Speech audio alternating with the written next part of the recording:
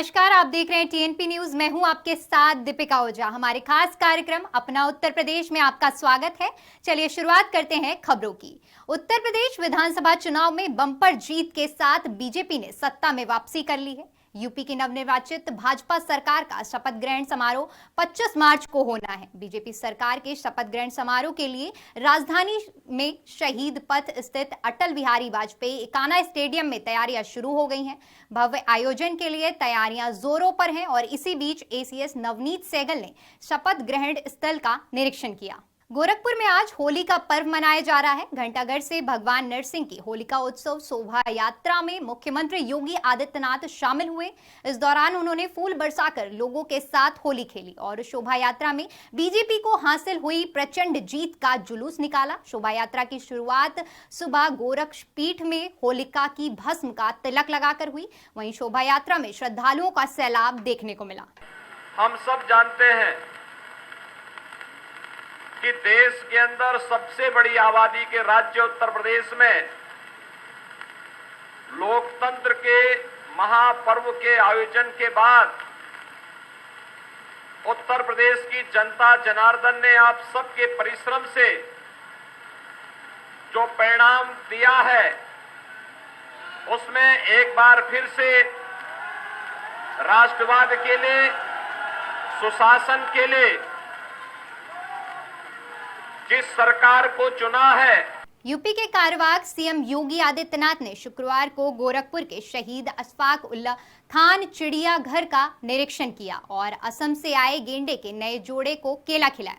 आदित्यनाथ ने चिड़ियाघर में शेर, भालू, बाघ और हिरन सहित अन्य जानवरों के बाड़ों का निरीक्षण किया और चिड़ियाघर परिसर में एक पीपल का पौधा भी लगाया।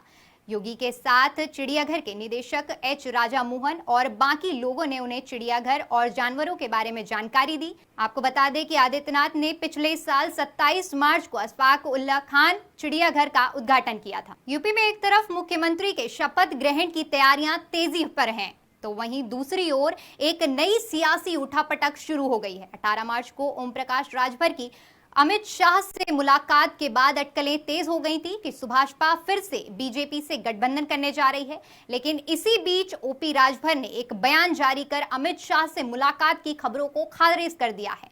उन्होंने कहा कि मैं अखिलेश यादव के साथ हूं और 2024 में सपा से मिलकर ही चुनाव लड़ूंगा। नहीं, ये खबर निराधार है। न हमारी किसी से मुलाकात है, न मैं दिल्ली गया था। सबसे बड़ी बात तो यही है। और जो ये खबरें चल रही हैं, इस खबर की पुष्टि हम नहीं करते। ये सोशल मीडिया पे जो चल रहा है, सोशल मीडिया पे तमाम तरह की खबरें इस तरह की चलती रहती हैं। तो वहीं उत्तर प्रदेश विधानसभा चुनाव के बाद अब एक बार फिर से राजनीतिक गतिविधियां तेज हो गई हैं। अब राष्ट्रीय स्वयंसेवक संघ के प्रमुख मोहन भागवत होली के ठीक बाद 20 मार्च को गोरखपुर जा रहे हैं। गोरक्ष प्रांत के स्वयंसेवकों की बैठक के लिए 3 दिन तक संघ प्रमुख गोरखपुर में ही रहेंगे। जी हां, 22 मार्च तक मोहन भागवत गोरखपुर में रहेंगे। मोहन भागवत के आगमन की जानकारी के बाद उनके स्वागत की तैयारियां तेज हो गई हैं। यूपी विधानसभा चुनाव में प्रचंड जीत के बाद बीजेपी ने एमएलसी चुनाव के लिए कमर कस ली है। पहले चरण में 21 मार्च तक प्रत्याशियों का नामांकन होना है, जिसके मद्देनजर बीजेपी ने एमएलसी चुनाव के पहले चरण के प्रत्याशियों की लिस्ट जारी कर दी है। इस लिस्ट में पार्टी ने 30 प्रत्याशियों के नाम की घोषणा की है। बता दें कि सीएम आवास पर हुई बैठक में इन नामों का मंथन हुआ था। बस्ती में सपा विधायक महेंद्र यादव पर आरोप था कि उन्होंने बहादुरपुर ब्लॉक प्रमुख राम कुमार का अपहरण किया है। इस मामले में पुलिस ने कलवारी थाना में पहले सपा विधायक के खिलाफ मुकदमा दर्ज किया, फिर ब्लॉक प्रमुख को बरामद करने की कार्रवाई शुरू की। तलाश के दौरान पता चला कि लापता राम कुमार की लोकेशन सपा विधायक के घर की ही है। जानकारी के अनुसार तत्काल रूप से वहां फोर्स पहुंची, लेकिन पुलिस को देख विधायक ने दरवाजा बंद कर लिया। राम कुमार का जब अपहरण हुआ था तब महेंद्रनाथ यादव सिर्फ सपा के जिला अध्यक्ष थे, मगर इस बार जनता ने उन्हें चुनकर सदर सीट से यूपी विधानसभा में भेज दिया है। चलिए फिलहाल वक्त तो चला है एक छोटे से ब्रेक का।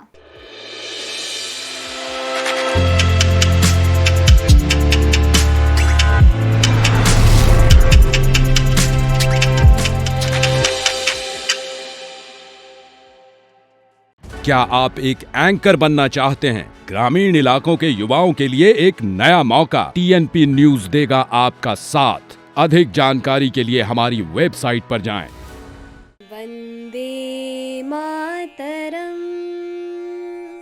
वंदे मातरम। ऊपर से भारत कैसा दिखता है आपको? सारे जहां से अच्छा। खबर इतिहास को हमारा आज बनाती है। भारत पहले ही ट्रायल में मंगलायन में सफल हुआ। खबर एक विश्वास है जो कभी टूटता नहीं। आज का दिन निर्भया को इंसाफ मिला, पूरे देश के बच्चियों को इंसाफ मिला। टेररिज्म एक्सपोर्ट करने वालों को पता होना चाहिए कि अब हिंदुस्तान बदल चुका है। ये मोदी है, उसी भाषा में जवाब देना जानता है। खबर एक लॉ है जो कभी बुझती नहीं। अटल बिहारी वाजपेयी जी ने कहा था कि वंदन की धरती है, अभिनंदन की धरती है, ये अर्पण की भूमि है, ये तर्पण की भूमि है। इसकी नदी नदी हमारे लिए गंगा है, इसका कंकड़ कंकड़ हमारे लिए शंकर है। और ऐसी ही निष्पक्ष खबरों के साथ टीएनपी ग्रुप की सफलताओं में जुड़ने जा रहा है एक नया अध्याय, जिसे ख्याल रहेगा आपकी हर खबर का, समाचार देखने, सुनने और समझने का नया शंखनाद। हम जिएंगे तो इस भारत के लिए और मरेंगे तो इस भारत के लिए, और मरने के बाद भी गंगा जल में बहती हुई हमारी अस्थियों को कोई कान लगाकर सुनेगा तो एक ही आवाज आएगी, भारत माता की जय। लगातार कम हो रही हैं इंतजार की घड़ियां।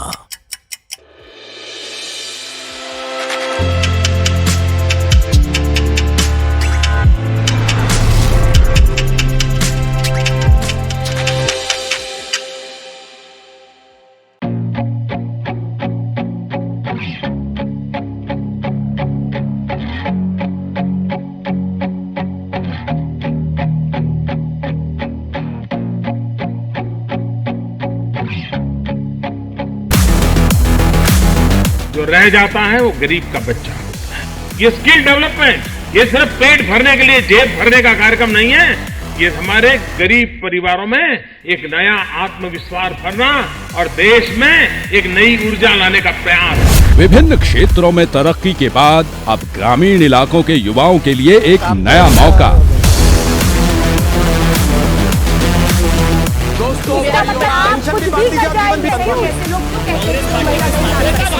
क्या आप एक एंकर बनना चाहते हैं? क्या आप एक अवसर की तलाश कर रहे हैं? हमें तलाश है नए जोश, नए टैलेंट से भरपूर नौजवानों की। आई dream of a digital India. दूर सुदूर गांव में भी इस प्लेटफॉर्म को उपलब्ध कराना चाहिए। अपने लोकल के लिए वोकल बनना है। 21वीं सदी भारत की हो, ये हमारा सपना ही नहीं, ये हम सभी की जिम्मेदारी भी है। एषः पंथा, यही रास्ता है आत्मनिर्भर भारत। आत्मनिर्भर भारत। बढ़ाएं तरक्की की ओर अपना पहला कदम। टीवी के सफल ग्रामीण रिपोर्टर बनिए, अपने इलाके के वीआईपी बनिए, अपने साथ अपने गांव का नाम रोशन कीजिए। अपने टीवी रिपोर्टर बनने के सपने को साकार कीजिए। आत्मनिर्भर बनिए और आपके सपने को साकार करने में टीएनपी न्यूज देगा आपका साथ, आपको मौका। अधिक जानकारी के लिए हमारी वेबसाइट पर जाएं।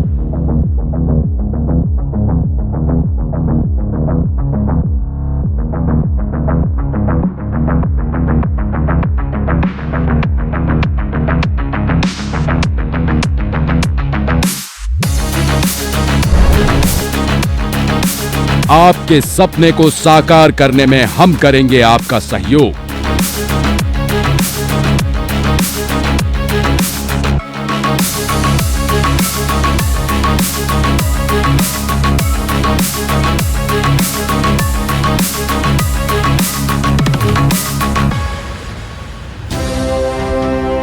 जुड़िए हमारे साथ। हम हैं टीएनपी न्यूज, ख्याल आपकी खबरों का।